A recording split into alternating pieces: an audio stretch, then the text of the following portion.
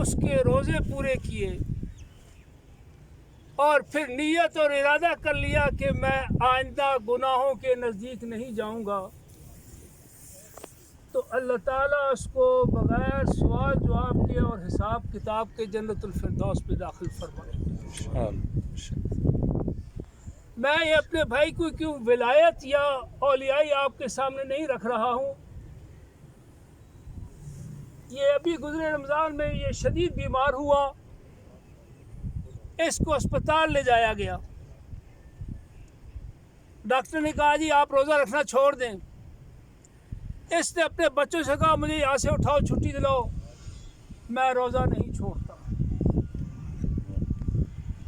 زندگی بھر اس نے روزہ نہیں چھوڑا۔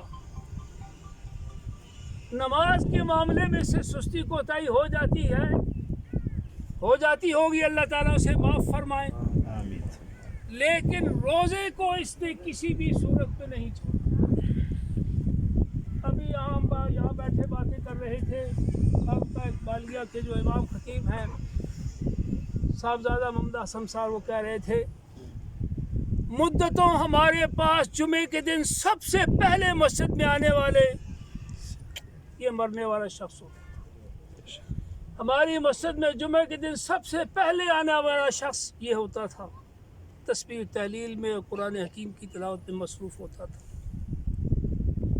باقی بھائی میں کوئی زیادہ نہ بول سکتا ہوں نہ کچھ کہہ سکتا ہوں۔